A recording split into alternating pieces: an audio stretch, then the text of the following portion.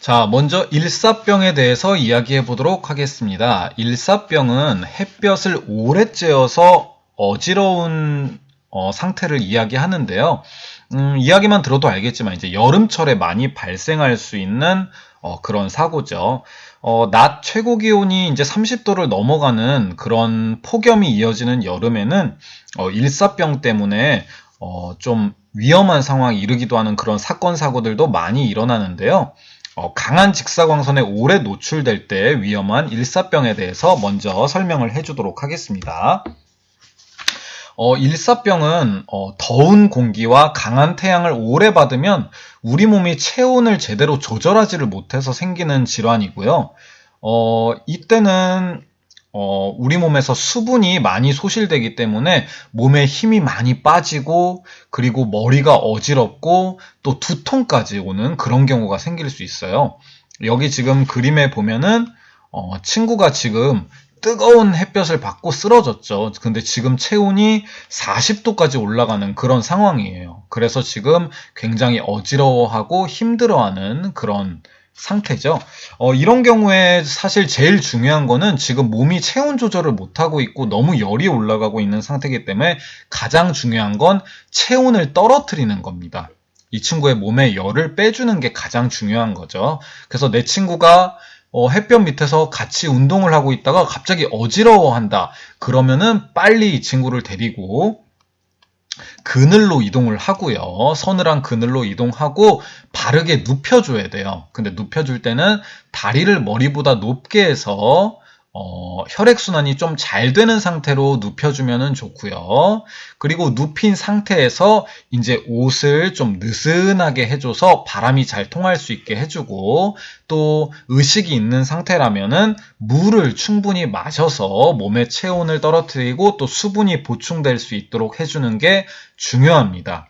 근데 여기서 중요한 점은 이 친구가 의식이 있으면은 물을 마셔서 수분 보충을 해주는 게 좋은데 이 친구가 만약에 의식이 없는 상태라면 물을 먹이는 게 오히려 위험할 수 있어요. 이 물이 식도로 들어가지 않고 기도로 들어갈 수 있기 때문에 그러니까 쉽게 말해서 우리 목에는 이 길이 두 개가 있는데요. 하나는 이제 숨을 쉴 수 있게 공기가 들어가는 길이고 하나는 물이나 음식이 들어가는 길인데 이게 열렸다 닫혔다를 상황에 따라서 반복을 하거든요.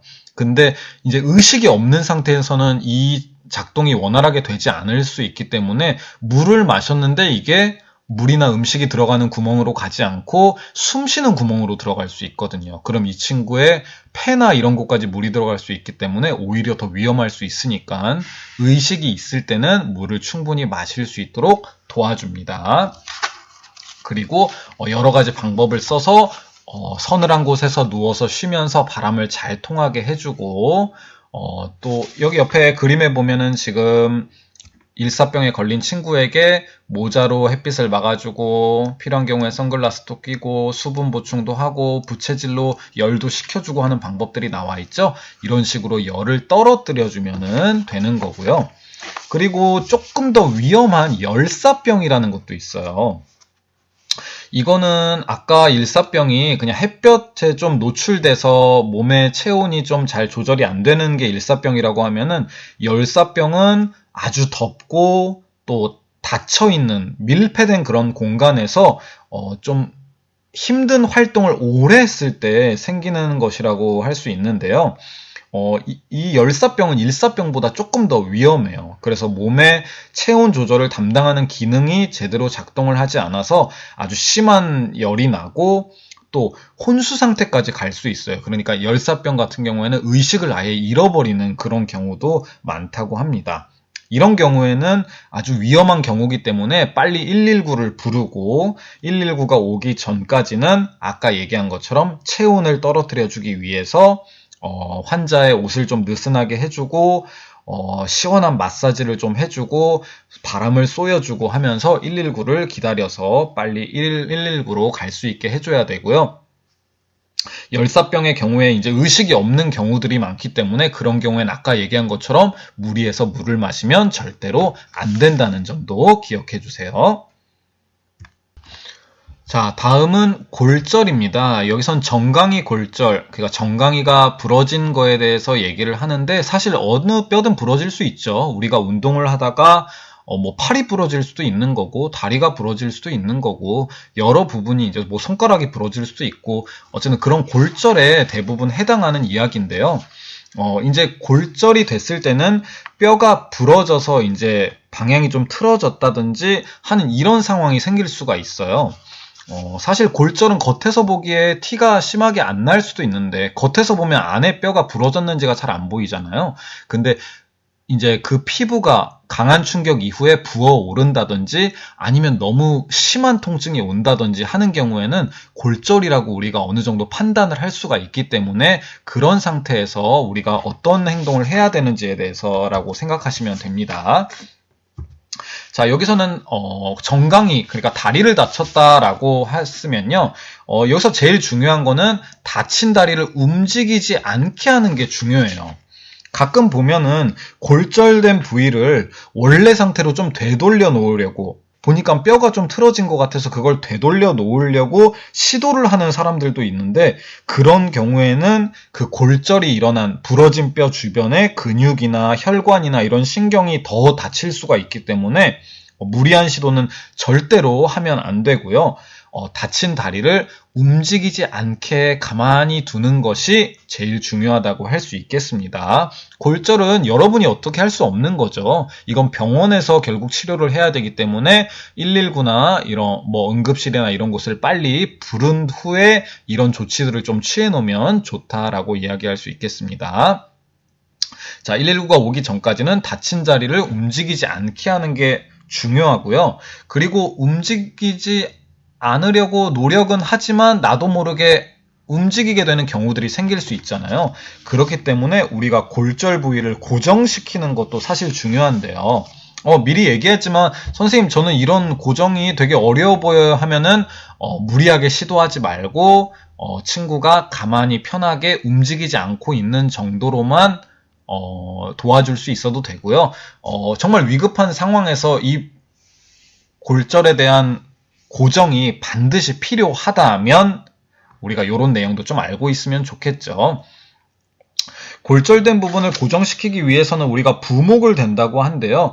부목은 아주 딱딱한 판이라고 할까요? 어떤 딱딱한 물체, 내 부러진 다리를 움직이지 않게 도와줄 딱딱한 물체 정도라고 이해하시면 되겠어요. 자, 여기에 보면은 지금 딱딱한 이런 판을 내 다리에 대놓은 걸 볼 수 있죠? 이 다리가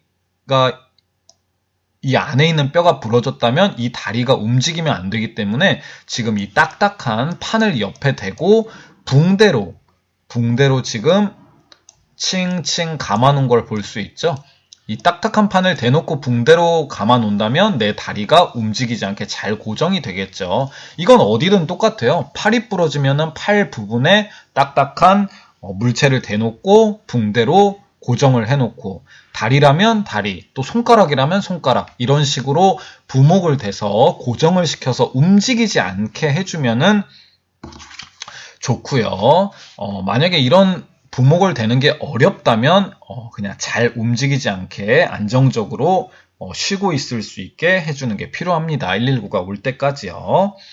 그리고 골절 직후에는 이 골절된 부분에 냉찜질을 해주면 좋겠죠. 우리 찜질에 대해서는 지난 시간에도 배웠는데 부상 직후에는 냉찜질이 좋다, 온찜질이 좋다? 네, 맞습니다. 부상 직후에는 냉찜질이 좋아요. 냉찜질은 우리 혈관을 수축시키기 때문에 뼈 주변에서 발생할 수 있는 어떤 출혈, 뼈 주변에서 피가 이렇게 났다면은 냉찜질을 해주면은 그 피가 이렇게 나는 게 좀 감소하고요.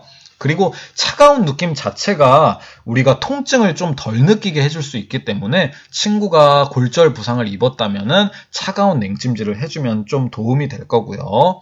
만약에 골절된 부분에서 피가 만약에 나고 있다면 이 피를 깨끗한 천 같은 걸 이용해서 꾹 눌러줘서 지혈을 해주는 것도 필요하다고 할 수 있겠죠. 하지만 부러진 상태이기 때문에 절대 무리해서 심하게 하면 안 된다는 거 이런 부분 꼭 기억해 두시면 되겠습니다.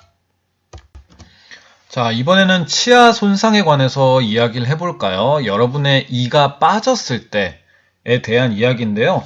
어린이 치아 사고는 생각보다 많이 나요. 어린이 치아 사고가 많이 일어나는 장소가 어딜까요? 자, 실제로 벌어졌던 다양한 사례를 조사해 보니까 사고 장소는 놀이터나 도로 같은 야외가 1번이고요.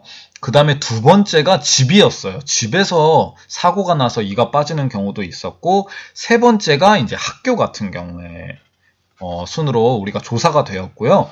어떤 경우에 이가 빠졌나요? 라고 알아보니까 욕실이나 계단이나 바깥에 어디 딱딱한 곳에 넘어졌을 때가 가장 많았어요. 놀다가 넘어지거나 했을 때 이가 빠지는 경우가 많았고, 어디에 부딪히거나 뭐 자전거를 타다가 다친다던가, 뭐 특이한 경우로는 뭐 음식을 먹다가도 이렇게 이가 빠지는 경우가 있다라고 했는데, 치아에는 이제 유치와 영구치가 있죠. 우리가 태어났을 때 이제 아기 때부터 나는 그런 치아가 이제 유치라고 할 수 있고, 여러분도 지금 어느 정도 생활하면서 느꼈겠지만 그 유치는 자라면서 빠지고 나서 새로운 이가 나게 되거든요.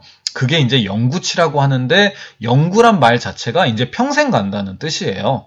이제 영구치가 났을 때는 평생 가는 이기 때문에 그건 빠지면은 빨리 치료를 해야겠죠. 유치 같은 경우에는 어차피 빠질 이기 때문에 그 위험이 좀 적은데, 영구치가 빠지거나 다친 경우에는 빨리 치료가 필요한 거기 때문에 여러분이 영구치 손상인 경우에는 조심해야 돼요.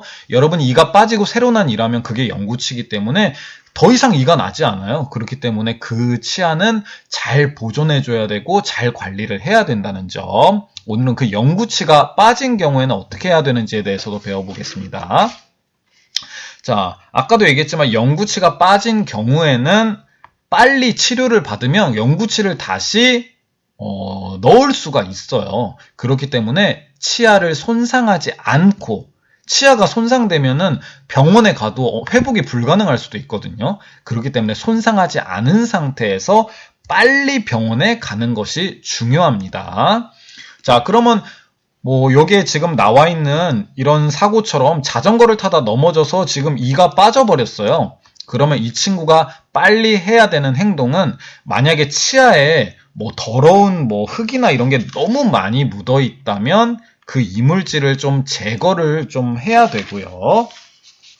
근데 이때도 벅벅 무리하게 닦으면은 치아의 뿌리가 더 손상될 수 있기 때문에 아주 가볍게만 살짝 묻은 것만 좀 닦아내는 정도로 하고, 이제 여기도 나와 있지만 세제로 뭐 씻는다든지 화장지로 닦는다든지 이런 식으로 무리하게 되면 치아에 손상이 일어날 수 있기 때문에 절대로 안 됩니다.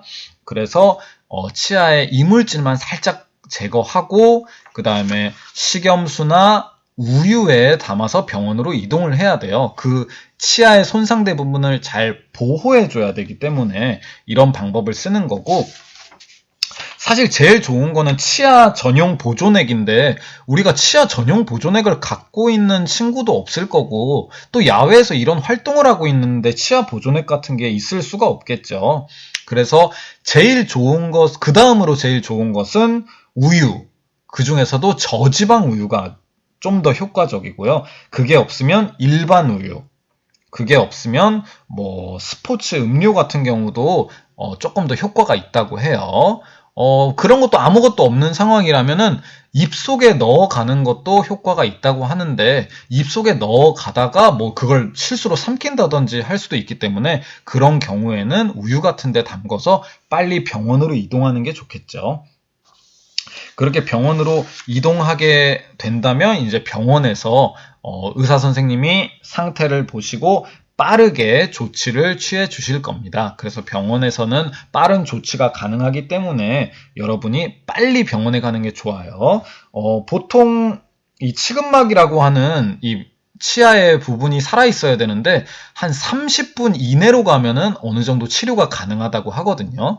그렇기 때문에 치아가 손상된 경우에는 빨리 30분 이내에 빠진 이를 잘 보존해서 병원으로 빨리 가야 한다는 거, 그게 중요하기 때문에 여러분이 다쳤을 때 이가 빠졌네 하면은 망설이지 말고 빨리 이를 우유나 뭐 이런데 가까운 마트에 가서 우유를 산다든지 해서 거기에 잘 담궈서 빨리 병원에 최대한 빨리 가는 게 중요하다는 거 꼭 기억하셔야 돼요.